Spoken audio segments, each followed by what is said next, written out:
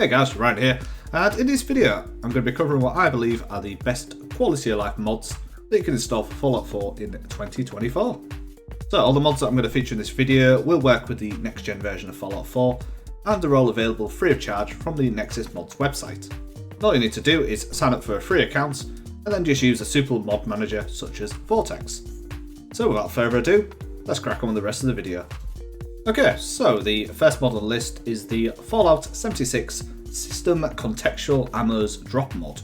Now, if you've never played Fallout 76, then one of the things that they introduced was that when you defeat an enemy, as you loot their body, you'll find that the ammos dropped matches the gun that you used to kill them with. So what that really means is that if you've got a favourite weapon, you should in theory always have ammo for it. However, in Fallout 4, it is possible to pick up a higher tier weapon such as a minigun or an assault rifle and then never have ammo for it until later on in the game. And this mod aims to resolve that issue so that no matter what stage of the game you're at, you should always have some ammo for the equipped weapon. The next mod on the list is the Baka Wait Anywhere mod, which allows you to wait in a location in order to pass some time, which is a bit of a strange one considering that waiting was really a feature of all the other Fallout and Elder Scrolls games, so it's nice to see this added back into the game. Next is the DLC Leveled List Integration and Rebalance mod. So if you play vanilla Fallout 4, then what you'll find is that any weapons, armour, clothing, food or ammo types that are exclusive to either Nuka World or Far Harbour cannot be found in the Commonwealth except if you get them as a legendary drop. In other words, if you get a legendary handmade rifle for example, you're not going to get any ammo for it until you actually go to Nuka World. Therefore, this mod makes it so that items that are now available throughout the entire game world, including the DLCs, can also be found in the usual locations such as loot boxes, enemy drops, or vendors.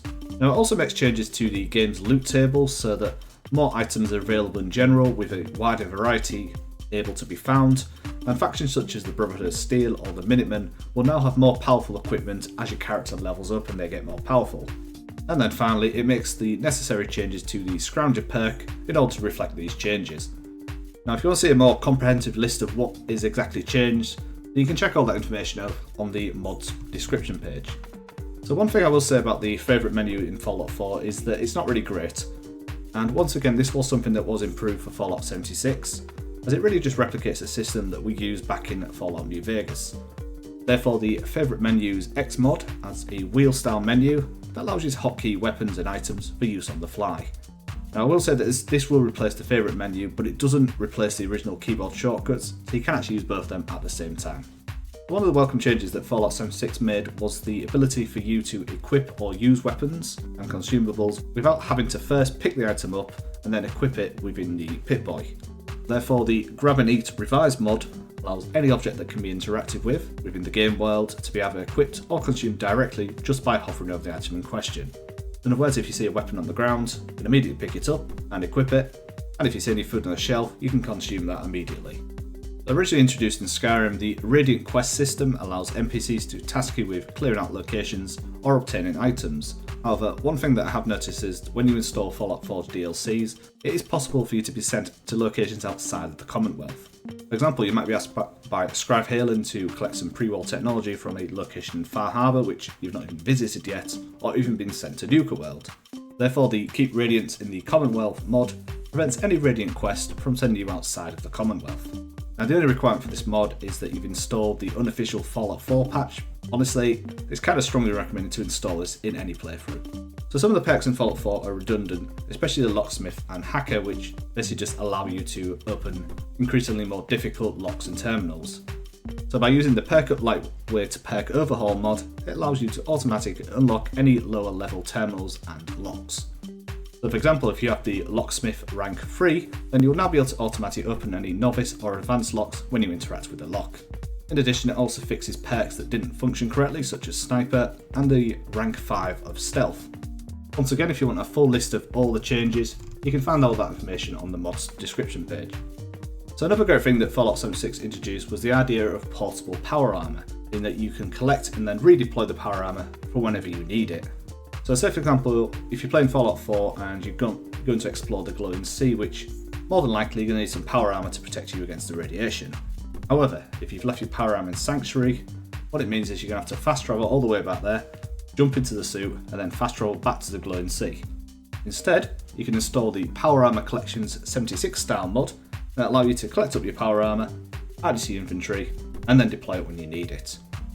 When you defeat an enemy with a gun in Fallout 4, then it's possible to loot their remaining armor, but for some reason, Fallout 4 does tend to keep some of the ammo within the clip of the gun itself, which means in order to get all the ammo, you need to pick up the gun and the ammo separately to get the full amount.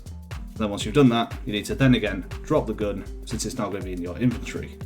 Therefore, the Remove Ammo from Dropped Guns mod simply transfers the ammo from the gun clip to the general ammo pool, so that it no longer had to pick up the original gun. So with the release of the Fallout 4 Next Gen patch, it included some items and associated quests that are originally found in the Creation Club, which is a nice little bonus. However, the downside is that the quest notifications immediately spam you as soon as you leave the vault. Therefore, the Simple Creation Club Delayed NG mod adds some conditions for starting these said quests, which in most cases just involves you being actually nearby to where the location in question is, or defeating an opponent. Once again, if you want to find out what the actual conditions are for that, you can check all that information on the mod's description page. So much like Skyrim, Fallout 4 does have a great replay value, and although you're not caught trying to cross the border, replaying the beginning of Fallout 4 several times, time and time again, does get tedious after a while. Therefore, the SKK Fast Start New Game Fallout 4 mod allows you to skip the beginning sequence once you've made your character, and then immediately leave the vault. And the final mod on the list is the Visible Companion Affinity mod, which gives you a notification of the current affinity level you have with your companions. The original game will tell you when you lose or gain approval, but it doesn't give you the overall total. Okay, so that was the mod list, all of which can be installed directly using a mod manager such as Vortex. So assuming that you install any further dependencies that any mod may require, then everything should be working as expected. So on that note, let's jump into some gameplay and we'll check out the mods in action.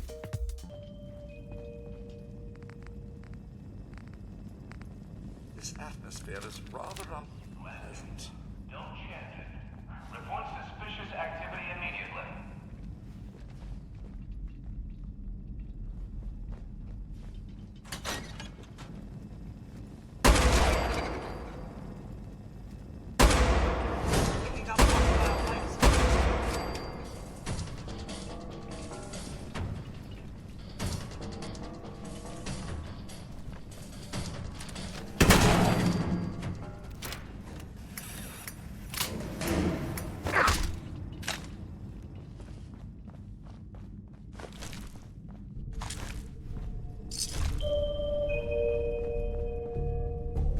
Moments like this make me thankful I've no settings for For your safety, do not lean against doors.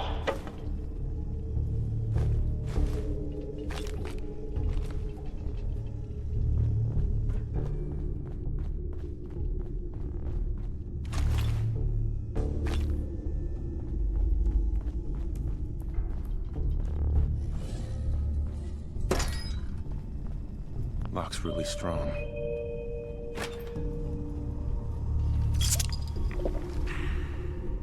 The train will be arriving at this platform in a minute. Please remain clear of the track.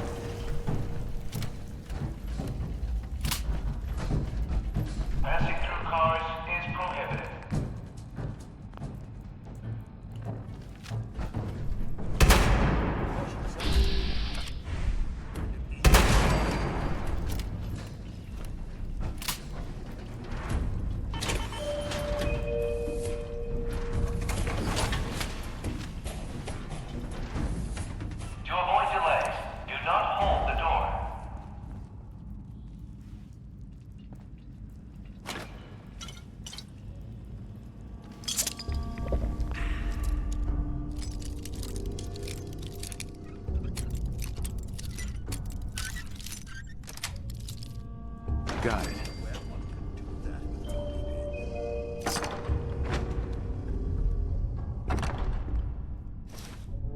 Passing through cars is prohibited.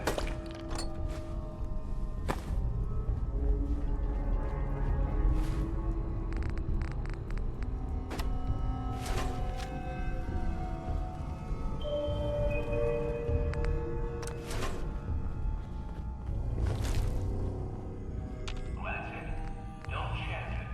Report suspicious activity immediately.